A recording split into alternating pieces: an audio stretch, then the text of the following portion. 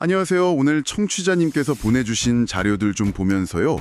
지분형 주택 금융 제도 이거에 대해 좀 깊이 파고 들어볼까 합니다. 네, 안녕하세요. 정부가 집 살 게 돈을 보태준다 뭐 이런 얘기 같은데 청취자는 메모에도 있었지만 이게 기존 대출이랑은 어떻게 다른 건지 좀 궁금하더라고요. 아, 네네. 그게 좀 새로운 개념이긴 하죠. 그래서 이게 뭔지 또 왜 도입하려는 건지 우리한테는 어떤 의미가 있을지 한번 제대로 살펴보겠습니다. 그럼 먼저 이 지분형 주택 금융 제도가 정확히 뭔가요? 개념부터 좀 쉽게 설명해 주실 수 있을까요? 네. 뭐 자료에도 나와 있지만 쉽게 말하면요. 집을 살 때 주택금융공사 같은 공공기관이 자금 일부를 같이 내는 거예요. 아, 같이요? 네. 그리고 그 낸 돈만큼 집의 소유권, 그러니까 지분을 나눠 갖는 거죠. 그러니까 집이라는 회사가 있다면 정부기관이랑 내가 같이 주주가 되는 그런 느낌인가요? 아, 네. 딱 그 비유가 맞네요. 저 정부랑 같이 집을 소유한다. 이렇게 보시면 돼요. 그렇군요. 근데 여기서 중요한 게 정부가 가진 지분 있잖아요. 네. 그 지분만큼은 매달 일종의 뭐랄까 사용료 아니면 배당금 같은 걸 내야 한다는 점이에요. 아, 그냥 공짜로 같이 소유하는 게 아니군요. 그렇죠. 물론 이제 보내주신 자료 보니까 일반적인 대출 이자보다는 좀 낮은 수준으로 이걸 설계할 거다 뭐 그런 언급은 있더라고요. 네네. 그리고 나중에 집을 팔게 되면 그때 뭐 집값이 오르거나 내릴 수 있잖아요. 그렇죠. 그 차액이나 손실도 처음 정한 지분율대로 정부랑 나누게 되는 거고요. 단순 대출이랑은 확실히 다르죠. 아, 그렇군요. 매달 내는 돈도 있고 나중에 팔 때도 나눠야 하고. 그럼 정부는 왜 이렇게 좀 복잡해 보이는 제도를 만들려는 걸까요?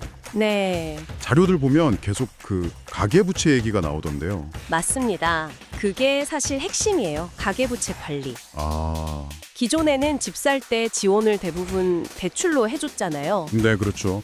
LTV, DSR 이런 거 완화해주고. 네.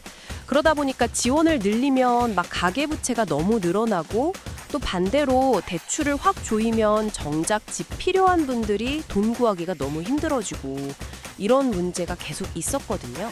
맞아요.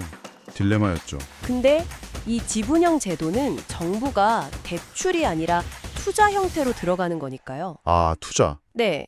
개인 입장에서는 초기 부담은 좀 줄어들 수 있고 또 국가 전체적으로 봤을 때는 가계부채 총량이 늘어나는 걸 좀 막을 수 있다. 뭐 이런 구상인 거죠.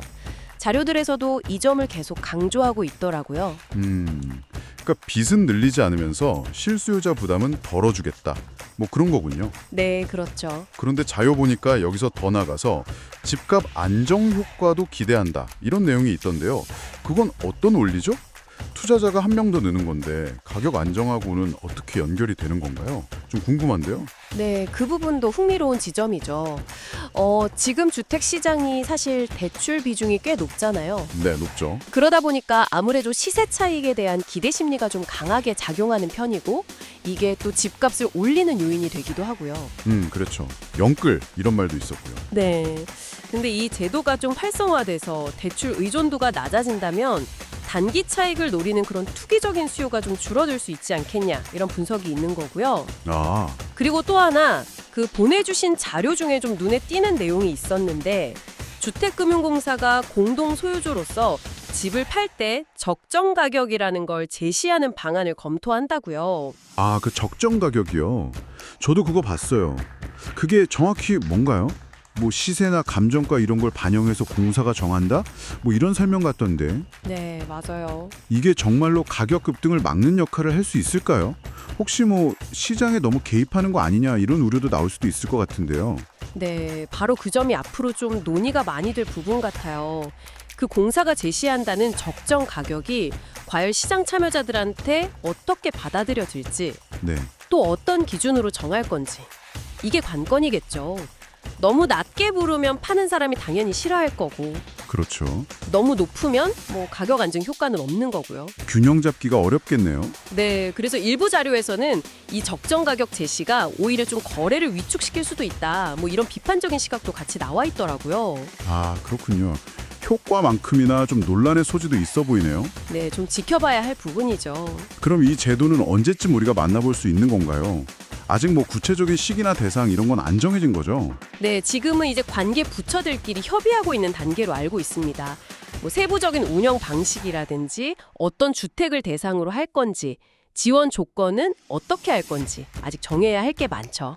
네. 다만 뭐 정부 의지가 꽤 강한 것 같아서요. 조만간 뭐 특정 지역이나 대상을 좀 정해서 시범 사업 형태로 먼저 시작될 가능성은 좀 높지 않나? 관련 보고서들은 그렇게 보고 있더라고요. 네, 알겠습니다. 오늘은 이렇게 정부가 공동 투자자로 참여하는 새로운 주택금융 방식, 지분형 주택금융 제도에 대해 청취자님의 자료를 바탕으로 좀 자세히 알아봤습니다. 네, 핵심은 역시 가계부채 관리랑 주택시장 안정 이 두 가지 목표인 것 같고요. 또 그 적정 가격 제시라는 독특한 장치가 있다는 점도 기억해 둬야겠네요. 맞습니다. 이 제도가 만약 실제로 도입된다면 특히 이제 막 집을 알아보시는 청취자님 같은 분들께는 분명 새로운 선택지가 될 수는 있을 거예요. 네, 그렇죠. 네. 다만 아까 말씀드린 것처럼 정부 지분에 대한 그 사용료 부담 문제라든지 나중에 팔 때 가격 결정 과정이라든지 이런 건 좀 꼼꼼히 따져봐야 할 것 같고요. 네. 특히 그 적정 가격이라는 개념이요. 이게 진짜 시장에서 어떤 영향을 줄지 또 혹시 뭐 예상치 못한 다른 결과를 낳지는 않을지 이건 계속 좀 주목해 볼 필요가 있을 것 같습니다. 네. 정말 집값 안정에 도움이 될지 아니면 또 다른 왜곡을 가져올지 흥미로운 관전 포인트가 될 것 같네요. 네, 그렇습니다. 오늘 말씀 잘 들었습니다. 감사합니다. 네, 감사합니다.